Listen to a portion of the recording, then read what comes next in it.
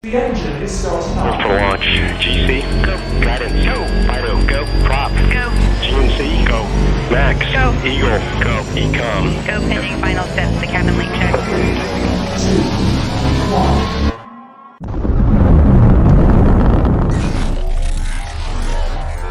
Is there anyone here that would like to communicate with us?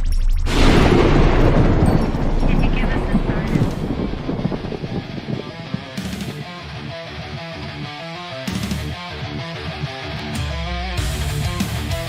Welcome to the Riff Nation Network, the RNN, putting a slide in your glide and a dip in your hip. Welcome to the mothership, the home of the travelers of the universe. With shows throughout the week, you can find us at Instagram, Twitch, Facebook, YouTube, Spotify, and more. Everything you could want, everything you can need right here, right now. From the paranormal to the supernatural. From comedy to the spiritual. And now, your featured show. Shall we begin?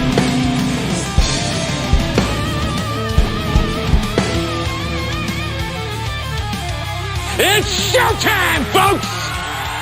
Podcast may contain material that some listeners may find sensitive, offensive, or disturbing. We strive to create respectful and informative content, but topics discussed may include mature themes such as violence, explicit language, or controversial subjects, triggering content including discussions related to mental health, trauma, or other sensitive issues. Explicit language, occasionally our guests or hosts may use strong language. While we aim to handle these topics with care and empathy, we encourage listeners to exercise discretion. If you find any content distressing, consider skipping or seeking support. Remember that this podcast is not a substitute for professional advice. If you need assistance, please consult a qualified expert.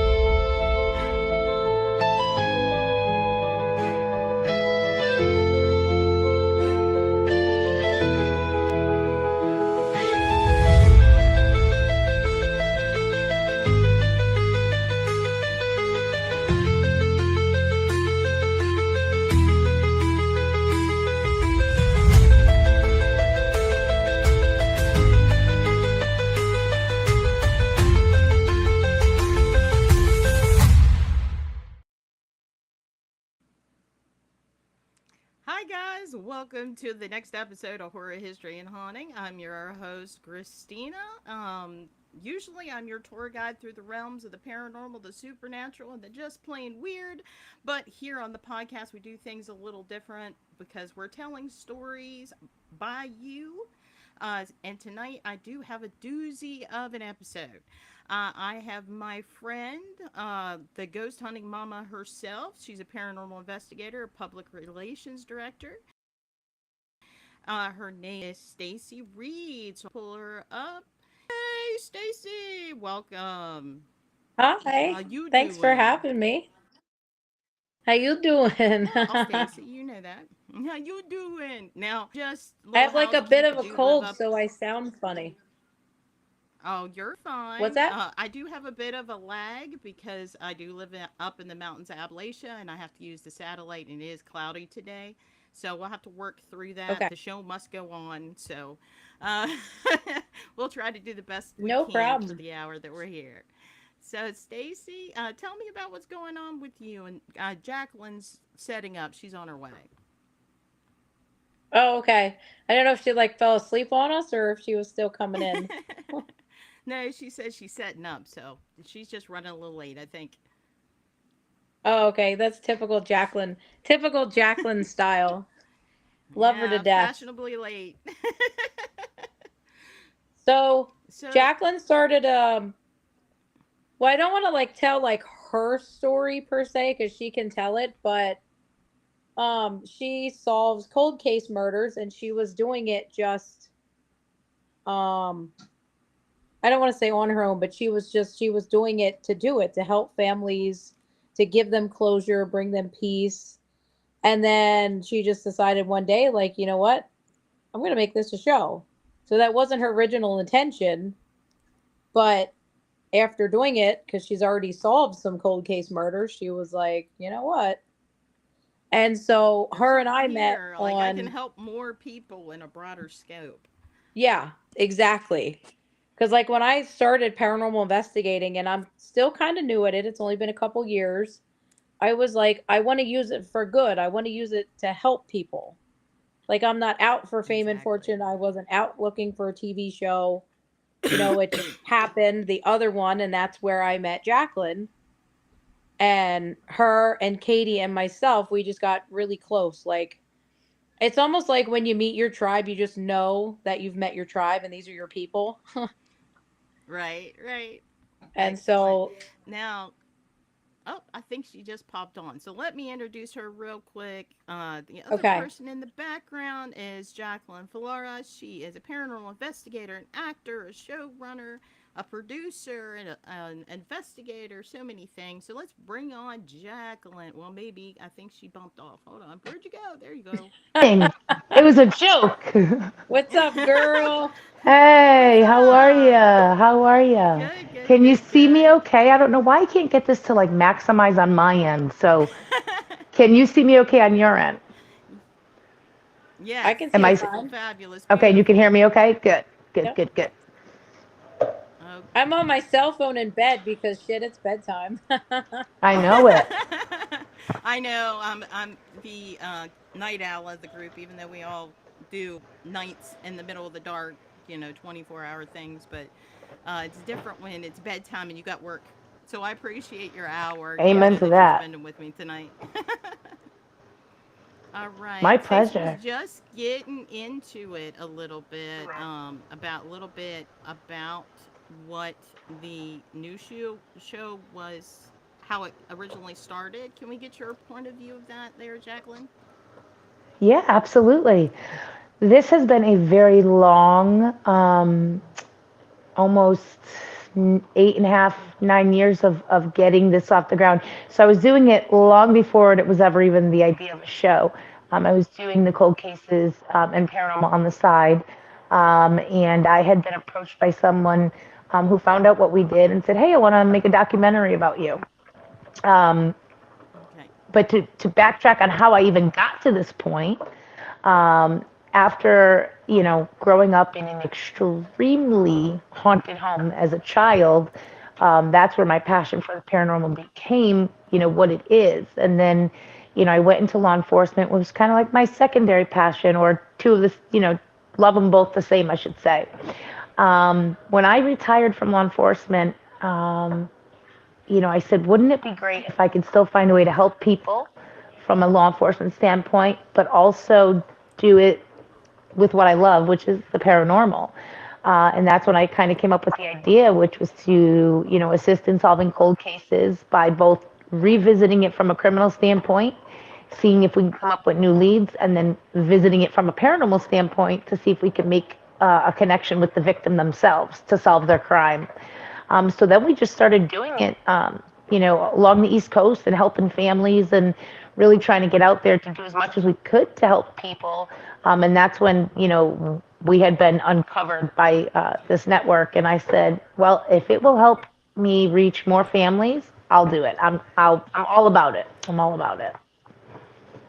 All right, that's usually how we all begin. It seems like as we start out as one thing, and then people kind of gravitate, and they're like, "Oh, well, you're into this thing. Let me ask you a couple questions. What do I do in Yeah. this scenario?" That's kind of what happened with me because where my interests lie, um, I like to research. That's my special touch of the ADHD is I obsess over things, and then I'm going to research it anyway. So somebody Right. would tell me about a certain technique or certain whatever, and then I would research the heck out of it.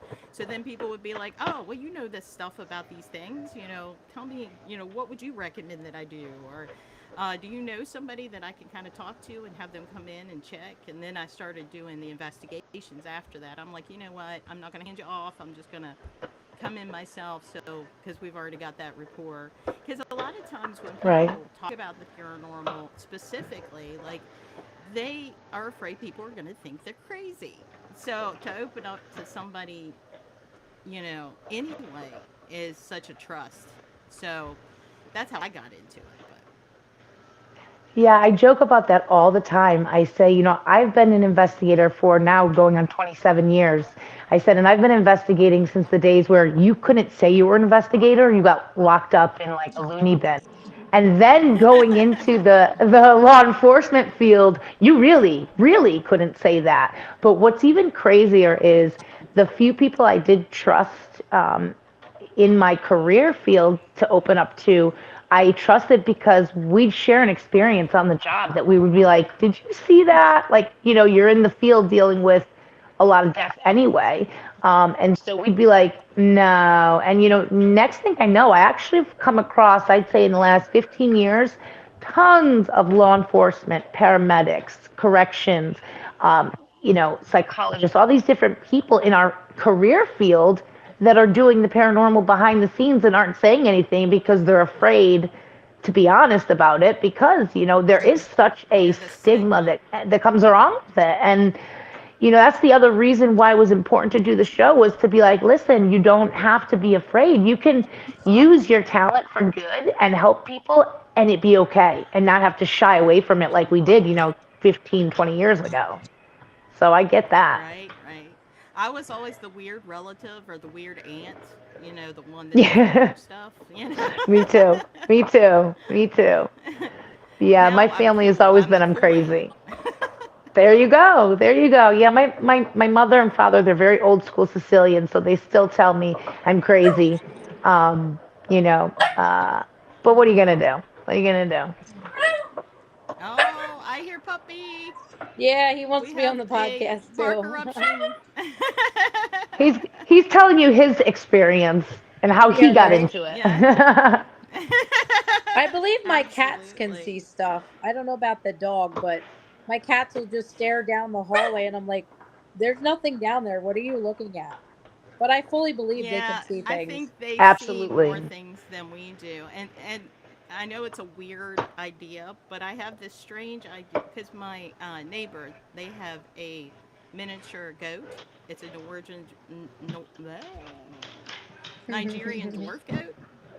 But the Oh, fascinating thing about goats is they can see almost in 360 degrees. so So they crazy. That's can see crazy. really like almost behind them. And they can also like see into other spectrums of light that we can't. So I always thought it would be interesting to take him into like paranormal investigation as like a trigger object or to see if he reacts any I'm gonna weird investigate You've way. with my heard goat. you've heard of fainting goats, Yeah. right? Yeah. Well, he's not a fainting goat. He's a miniature goat. But He I think will it would be be. an interesting experiment just to see. Maybe he may be a running goat. Who knows? But Yeah. it's a thought that Yeah, I I love have those little had mini because I'm goats. like, especially because some dark places use goats for not so nice things, and I was like, well, maybe he'll freak Yeah. out, and, like it will just prove like maybe he sees more or senses more than we do. I know that's a whacked out Yeah, idea, or but it was something Never I had. know. at the very least, he will be a trigger object, that's for sure. Right, You'll be the right, first one to take a goat on an investigation. right. This You'll is be our the first ever paranormal ghost goat, goat. Sid. His name is Yeah. Jethro Coltrane. He's Oh, very I love sweet. it. I love it. But he is an asshole because he likes to get into shit. He's like a toddler. He's a permanent toddler Oh, all the Lord. time. Get it out of your mouth. Put I it have down. 5 What are you toddlers. into? Don't eat it. So, I have with 6 the cats and a show, dog. I've got enough. yeah, I have 5 cats, 3 dogs, and a goat. That's my household right now. I have 5 dogs, and one of them is 210 pounds hovering around me right now. Well, Bobo, he's pretty big. He's like 75 pounds. Bobo the bone breaker. Um, Love it. there. But getting back, ADHD. I'm gonna go on a tangent, so sometimes I need a wrangler to kind of pull me in. So Fap's in the house.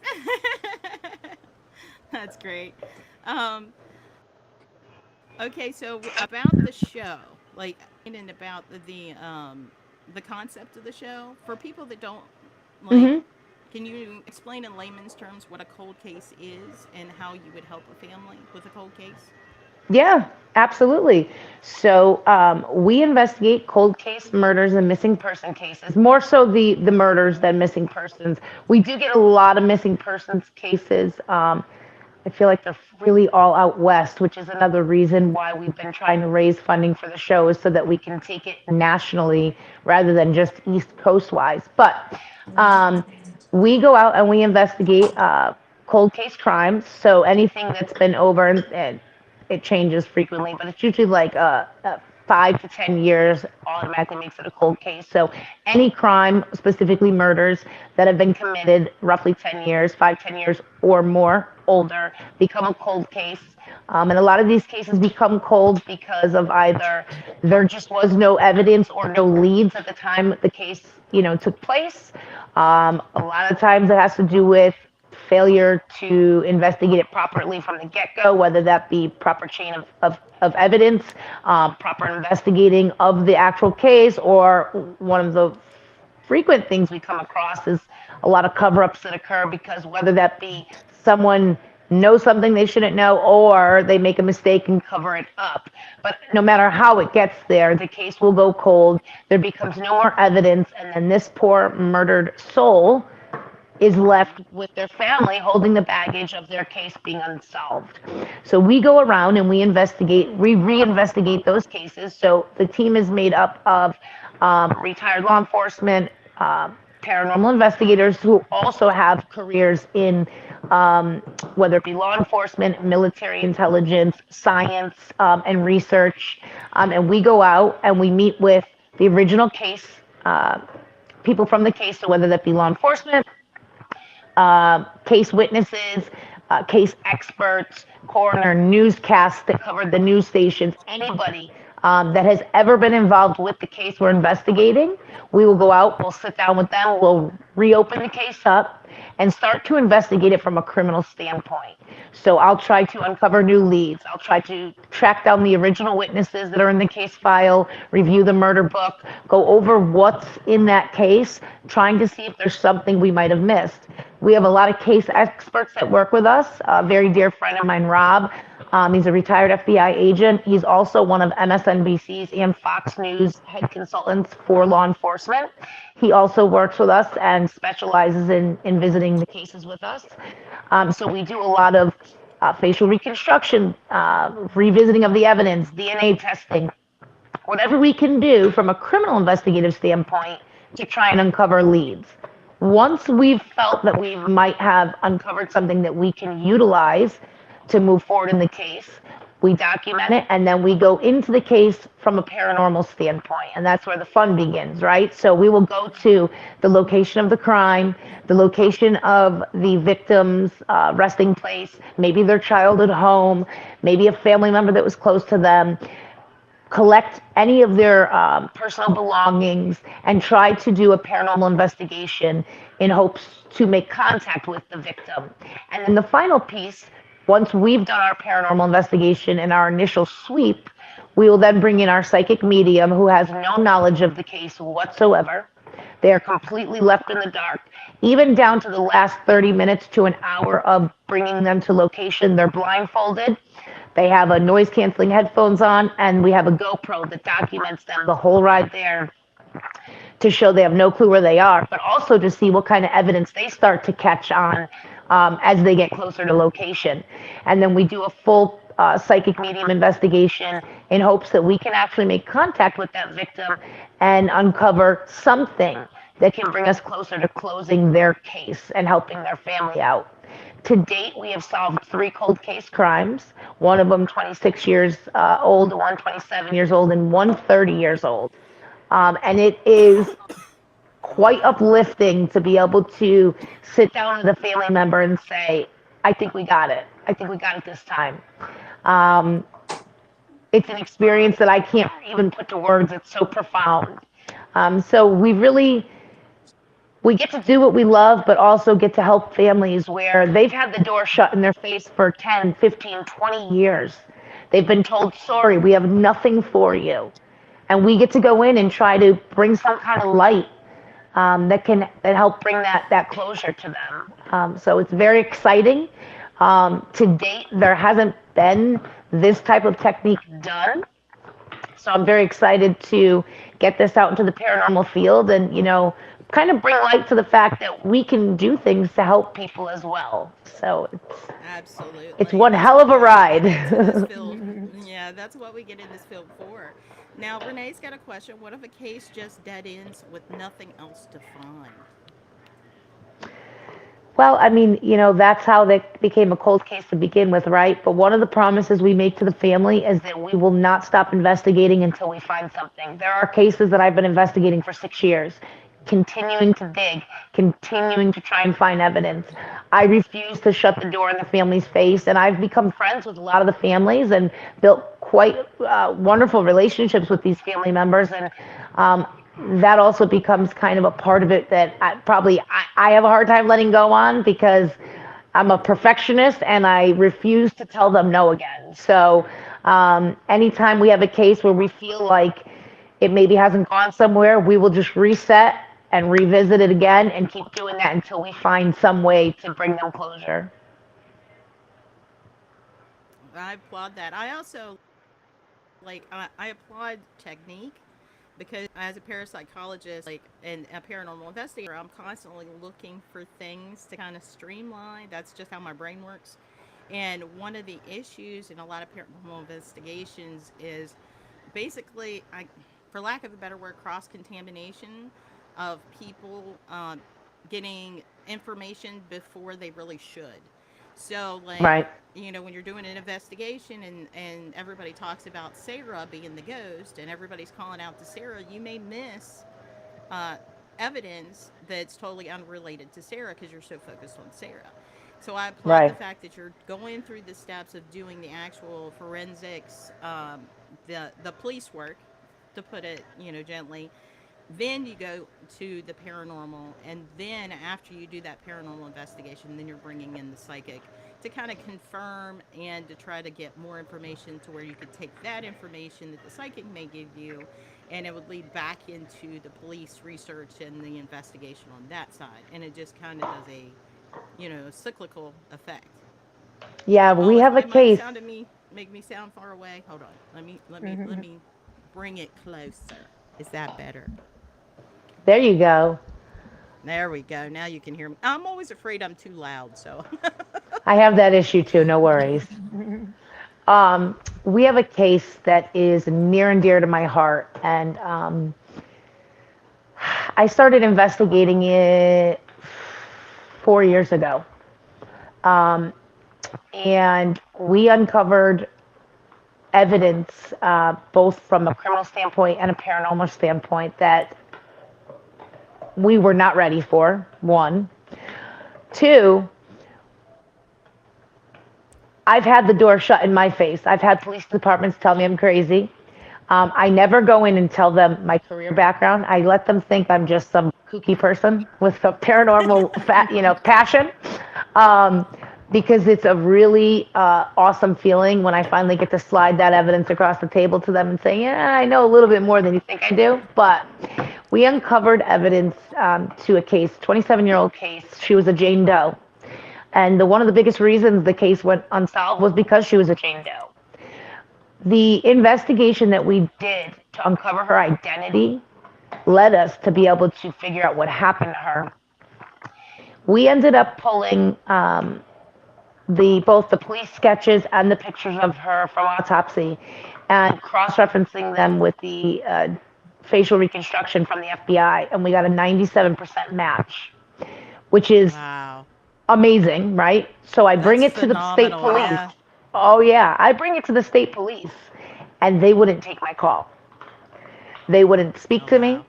So my good friend Rob says to me, I said, Rob, I don't know what to do. They're looking at me as just a paranormal person, and I'm crazy, right? So how do I bring it to them to where they'll listen to me?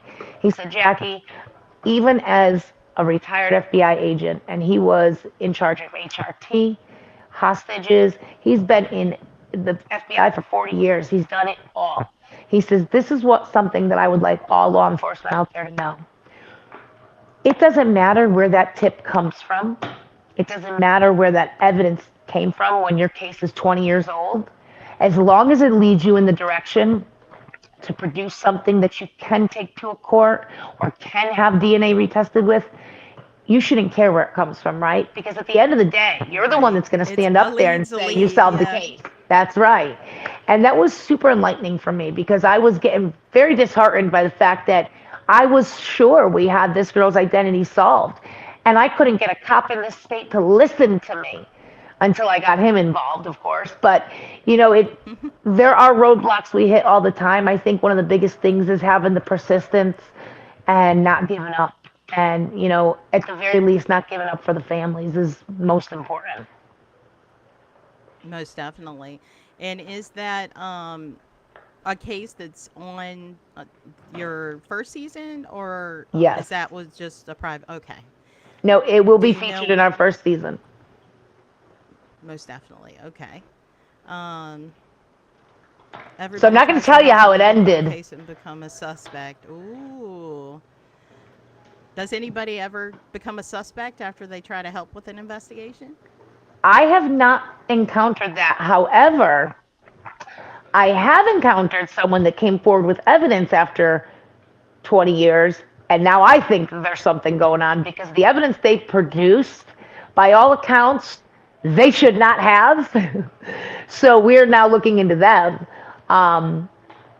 which is weird because I haven't become a suspect. My team hasn't become a suspect, but I've had people come forward where I'm like, something's not right here. Um, that's also going to be in season 1, so you'll see that. Awesome. Awesome. Now, has there been any talk of when we can see season 1? So we are going to be filming the pilot episode around January. And the hopes is that we can get the entire season filmed between January and like April, May area. I would really like to get it finalized and then released, towards the end of spring, beginning of summer area. That's my hope. That's awesome. Yeah, that would be awesome. Um, Stacy, I know we got Jaclyn's background. How did you get involved with the paranormal investigating? So I love telling this story. Um, this was probably my early 20s, and I was sitting in my car after work, and the car was started, but it was in park, and I was checking stuff on my phone before I drove away, and I had a black cross necklace hanging on my rearview mirror, like one of those, like, Hot Topic, like, choker things, black cross on it. There, I And I'm remember on my back in the phone, and day. yep, just out of nowhere, this cross necklace literally goes around the rearview mirror and smacks down on my dashboard, right in front of my eyes.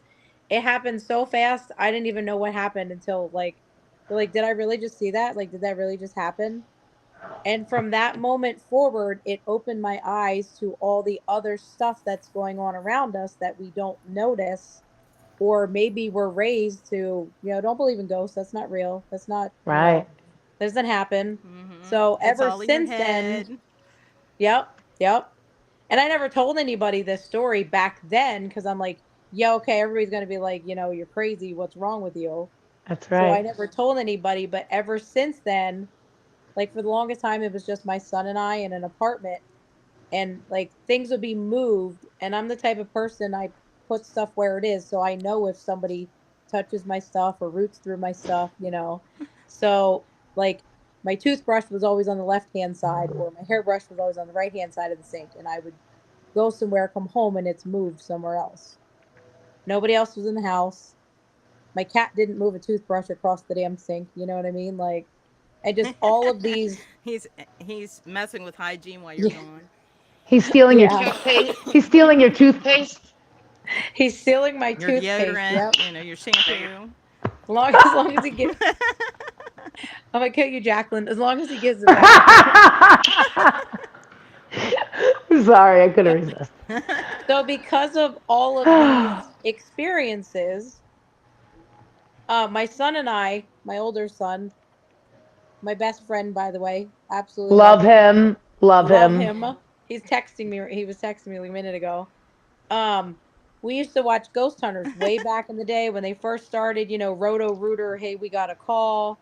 They had like their little Roto case Rooter. managers. Like, hey, we know we got a case, Yeah, like and we always wanted to ghost yeah, the hunt together. beginning That was like, introduction was the Rotor Rooter truck. yep, Yeah, And it yeah. turned into the They're cabs truck. they're cleaning toilets every time. like I gotta Right? unclog this toilet, and I'll be right there to get your ghost. Right. But And you know my what? son and But I, We hey, all that loved knowledge it. came in handy though. We It loved came it Yeah. in until handy I because saw. like they were able to debunk so many things because of their experience with like piping and electrical and all that stuff. So Yep. it sounded insane, but it was actually such an excellent piece of background for Yeah. paranormal investigating. Yep. And I think He's there needs to using be a more razor and debunking shaving cream. nowadays. I think more people need to debunk nowadays. Like, I don't think there's enough of that. They just, something happens, they just assume it's paranormal. But Oh Right. yes. Everything is a the side thought. everything is a demon. Don't you know that? Yes. Take Dakota I hear out, that all the please. time. It's like Remy it's not too. always a Here's Remy. demon. It's Okay. very rarely something, a dark entity, They can and take most a of the picture. time that's not Here's even Remy. like a human type People do thing. not even understand how rare it is. Believe me, if you come across a demon, you're not going to be sitting here having a grand old time explaining how it was so wonderful, okay? You're not going to be like, I got to see a demon this weekend at Baba Ba's haunted house. Believe me, you come across one, you won't be speaking to nobody for a while. Let me tell you, it happened to me one time, and I'm not saying it was the D word, but Right, I right. witnessed We somebody do have a being, question. Go ahead, yeah. Stacy. What, like, at a location, I witnessed someone being possessed, like taken over. Yep, Not I was there. not normal anymore. And this Yep. never happened to me before because you see it in the movies and you're just like, yo, okay, whatever. It's, that doesn't happen in real life, but no shit, it did. And I was like, okay, I'm out. See you later. I'm getting out of here. Yeah, You're like, you're on your own, I watched bro. her face. Bye. I watched Yep. her face go white. Her face went white when we encountered this situation. She was just like, "Yeah, I Yep. gotta go outside." I was like, I need to get out of here. I never You said experienced that question. before. And I was never Yeah, prepared. I was not prepared for that. Yeah, and nobody's that's exactly prepared for it. an Most people oppression or aren't. a No. possession. Yeah, because Right. that person is not themselves, and it's a Yep. totally different that comes out. Getting back on topic, most of the time, do you approach the police or did they approach you for a No, case? I approach them 99% of the time. I'm approaching them, and they're not happy with me. And It usually it's the it's family that comes to you, right? And then you're correct. kind of Yes. fighting on their behalf. Yep. So the family will contact me. I will sign paperwork them to obtain permission to fight on their behalf. I am a legal private investigator as well, so licensed private investigator. So it's basically like a private investigation contract, so to speak. It's 100. Everything we do is 100% free of service. I do not charge for anything. I do not ask for any kind of financial reimbursement. Not for our travel. I've paid for everything out of my pocket, 100%. The contract is solely for me to be able to act on their behalf and continue investigating their case. But I do ask the families to contact whatever police department has possession of that case and let them know that they've now hired a private investigative team to come in and act on their behalf. And at that Hmm. point, they will contact the police department, if there is one even still investigating it, and let them know. Very good. I'm trying to think of something off a question that I had earlier, but it just left me. ADHD, man, it went left wing. I do it all the time. Like getting back to what we're talking about, law enforcement and then the paranormal. When I did, because I worked a lot in security, and I just liked working nights. It was just me. It worked better with kids. They were at school. I could Mm-hmm. sleep. It was easier for me. So I worked a lot of places, and people always laugh. They're like, "Don't you get freaked out?" I'm like, "No. Like, there's nothing here that really can hurt me. Like, there's things that can scare me sometimes, but there's nothing that can physically hurt me." And there was a property in Virginia that I had a lot of experiences in, and they were law enforcement officers because it was a motion detector uh, set up property, and there were certain buildings that were always triggered.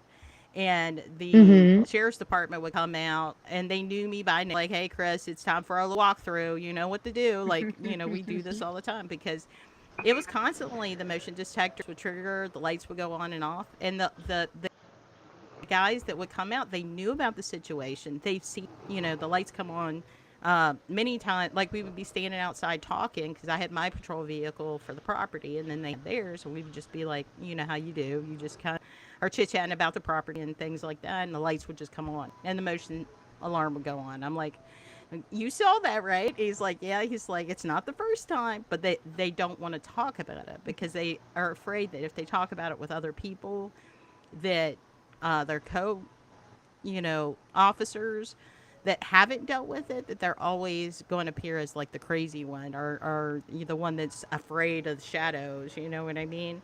So yeah, there's still a lot of stigma. I've seen it personally in the law enforcement field. Absolutely. And because there is such a tight structure and responsibility behind the psych eval, right? So we all, as officers, have to go through psych eval. And even when I retired from law enforcement, I went into contracting. We did overseas and stateside contracting in security, and even our officers had to do psych evals. So even with that psych eval, that is literally something that can control whether you have that badge on your chest or not. It is literally something that can take your career and your life away. And so for many officers, they don't want to even they don't want to deal with it. But that being said, I have had a lot of right encounters where officers will, see things or, they'll get called out to property, like you said, and they're like, yeah, I'm not going in there. That's all you could take that on yourself. And they'll be the first one to say it. I actually know of a police department kind of near where I live in Pennsylvania that they all know, the whole department knows about this one property in town that is extremely haunted, and they will not go there. It's abandoned, and they will just not go. They don't care what happens. They're like, I'm not going. It's not happening. So not me, no. It's like a very delicate, thin line between whether they're like willing to talk about it or they're like, I see nothing. I don't know what you're talking about. Exactly. We have a couple questions here. It looks like Renee, I know I have noped out of a place. Have there ever been a place that you guys have said, nope, I'm not going into that place, and just wouldn't even take a step towards it? No. Me, no. I don't think I have either, and not noped out. I'm like, there's some places that I've been into that you just feel it when you enter, but not to the gone. I'm done. Had that. And prior to the Go ahead.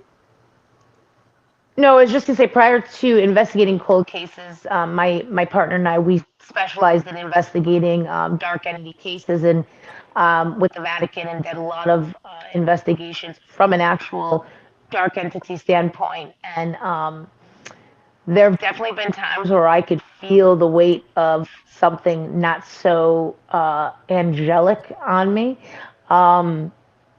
But I think it made me more intrigued to be like, you won't scare me away. It's not gonna happen. Sorry. You can't give it that power. Right. Exactly. And you have to be able to um, protect your own energy. Yep. And, a lot of people don't realize, like, everybody's capable of that, but you have to truly believe. It's not a matter of religion or, a belief system or anything but you have to know from the core of cores Right. that they can't touch you, and that they know that they can't find a weakness in you. That's why psychology is so paramount in the paranormal. Oh, yeah. Because I always tell anybody, before you ever go into an investigation, kind of do yourself a mental health check. Like, am I depressed? Am I upset? Am I worried about my partner being mad at me? All those things you got to learn to I guess, push it aside. But you have to be able to check yourself to make sure that that's not something you're carrying into that investigation. Yep. Because that's a weakness, that's a crack in your armor. Right. And especially if you're dealing with dark entities, like, that is that little sliver of doubt that they need to get in there and mess with you. That's right. That's right. Got to put your force I field of support, armor up. what you're saying there. Exactly. Keith also said, he says he eventually got help on a case he was involved in and found physical evidence, but it was disregarded. What would you do in a situation like that? Are we talking from a paranormal standpoint, you're saying, right? Where he found evidence, is that what he's saying? Or are we talking about cold cases here? No, he said he found physical I think he evidence, was but it was talking about a cold disregarded. case earlier. Okay. Yeah. I would say don't give up. If you have evidence for any type of crime, no matter what it is, and you believe that that is something that can help an active case, you just keep going to people until you find someone that will listen. And if you ever need help, you reach out to me. I'll find someone that'll listen. Don't ever, ever, Most ever give definitely. up on that, because that is the difference between somebody dangerous walking around out there, somebody not getting closure they need, and more people being in harm's way. So just keep going to the next person.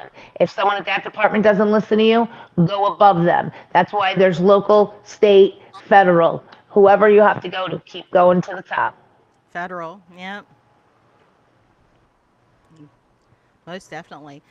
Renee said that she noped out of and the place I noped out of investigating. It was like my feet was frozen to the spot, and pure evil just hit me like a giant I can see wave. that happening. Yeah, I've been there. I've yep, felt it. yep. Because when you're hit with it, yeah, and you just kind of gotta like, and sometimes just saying it out loud, like you don't have permission to hurt me, you don't have permission That's to right.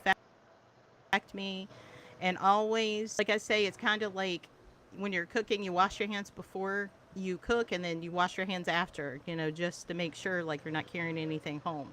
It's the same thing with You do not paranormal have power investigator. here. Right. You have to, before you leave that property, so you have to state it. You have to go through your grounding, whatever techniques that work for you, because everybody's different. Everybody's an individual. And to make sure that it's stated, you are not welcome to follow me home. You're not welcome to touch me. You're not Right. welcome to affect my life in any way, shape, or form. And to make sure, like, your armor is secure, leave the property, and then carry on with your day-to-day life. And Yep. Thomas regarded this, I think, as the state of grace, which I've heard that before. um, some people do a prayer before, some people do a prayer after. It depends. It's whatever works for you, Yep. I do not ever leave because a everybody's property different. without saying there are no entities, good or bad, white light or dark, that are allowed to follow me home. You do not have any power to be in my vehicle. You cannot attach yourself to me, my person, my belonging, my family. I will cleanse everything, cleanse my equipment, everything, everything. You must stay here. Yep. Yep. You are not welcome to join my little That's caravan. right. Thank you very much. Have a nice day. If you need holy water, Jaclyn, I got you. Yeah. I actually have some in the in my kit. So Okay. I'll replenish yours for you next time we All right, cool. came right from the bishop. Well, and I also and I actually have a couple contacts there too. I do know it's a I guess I could call him a family friend, because we're not related, but he's related to my grandkids. That he's an exorcist from the Catholic diocese. Nice. So when it comes to holy water, I might have to do some messaging and stuff, but I'm sure like I can get Father Ray to help me out if we need. Um, but okay, we are at 10 minutes. Is there anything that you want to plug or talk about before we leave? I would say I think the most important thing for Stacy and I to bring up is one, if anybody out there knows someone that is suffering from a cold case of their loved one or missing persons cases, to please reach out to us.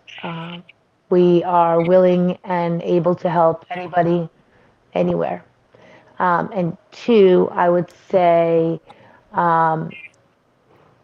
spread the word, because the goal for us is to we're going to start doing events to raise money to be able to cover the cost to travel nationwide, and that's important for us. I have probably over 70 cases on the west coast that I financially it's just, very difficult to get to. So the goal is to be able to keep traveling and helping, these families all over the place. So spread the word. We are uh, hitting the road, and anybody that needs our assistance, we are here to help you. And if they wanted to get a hold of you, is there a specific email, website, or how would they directly get a hold of you? Yep. So first we have they can either reach me on Facebook under Jaclyn Loren. I also have the Forsaken Souls Paranormal Research page on Facebook. We have TikTok, Instagram, and YouTube, which is Forsaken Souls _ PRG. And then also my business card, my cold case business card is on all of those sites, but they can reach me at Jaclyn, JACLYN Fallara, FALLARA, at gmail.com, or Jaclyn.Fallara at forsakensouls.com. I see you, Stacy. It's bedtime. I caught you in the act. Stacy, do you have any content information that you would like to share, or Yeah. have a wasp in my mind? So if you see me looking around, I'm watching it. I will be the case manager for Speaking to the Silent. So feel free to send me your cases. Just keep in mind though, we do have a lot of them ahead of your case, but we will get to it. Send me on Facebook. You can send me a message through Messenger. I'm on Instagram. I do have a TikTok, which I'm meaning to upload more videos. I'll get there eventually. And I also run a Facebook page, which will be getting a revamp soon. So go on my page, it's public, and you'll see information about it. And feel free to share all of Jaclyn's amazing TikToks. So that's kind of the process. And promos for the show. Oh, sorry. No, that's it. Just share Jaclyn's TikToks and promos for the show. She does awesome videos. I'll be putting one out tomorrow as well, guys, and it's going to be showing both the original investigations that we started and then showing the new team that's going to be the new members of my team that are helping me. We have. She said it was pretty. Thank you. In addition to Stacy, which I'm so blessed and grateful to have both as a friend and case manager. I absolutely adore her. We also have our dear friend Katie Peak. She will also be an investigator. And we have our dear friends Robert and Marie Murphy from Elite Paranormal Society. They're both our paranormal inventors, tech managers, and investigators. And then we have our original crew as well, and our psychic medium, Irene Asiolas. I can never say her last name. And some other great people that are joining us. So we have an incredible crew that are taking it, and none other than our new paranormal psychologist who'll be joining us on some cases, Christina herself. Oh, she froze. There she is. Can she hear us still? Yep, I froze there for a second. I was like this. I just want you to repeat yourself. That's what it is.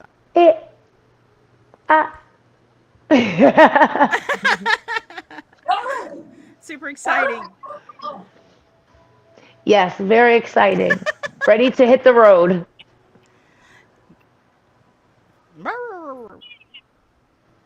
Yeah, Dakota's ready for bed. He's not used to being froze this again, late. Jaclyn. There you go. I'm not frozen. All right, I missed Am I the frozen? last part of that. Who was? I mentioned you. You didn't freeze. You didn't hear me freeze. You heard me. Not now. You're good. I think there's a delay. Yeah. I was so excited. I think there was a delay. Yeah, that's why I said I love living in the mountains, but it has its charms and it has its challenges, and unfortunately satellite internet is one of those. So we just kind of fight our way through. I hear you. Yeah, there's I think an 8-second delay going on right now. So I don't want to cut you guys short. We talked about the show. I'm super excited, by the way. Super excited to be a part of what's going on with the show, and I hope my input is beneficial for the team. I'm really looking forward to it. So, yay! I'm Very excited. Thank you. And speaking for the silent this year. Woohoo! Amen. But yeah. And certainly be more than happy to help in any way I can. Yeah, and I hate to cut it short, but it looks like I'm that lag is really getting bad. So I just want to thank you guys for popping in, spending the hour with me. I do appreciate it. I'm really looking forward to the show. I know that now that it's announced, we can talk about it. So the secret's out. But I just, like I said, I want to thank you. And as always, with all my creepy little weird owls out there, I just want to say thank you for watching. Good night and sweet dreams. Bye-bye. Happy hunting. Bye.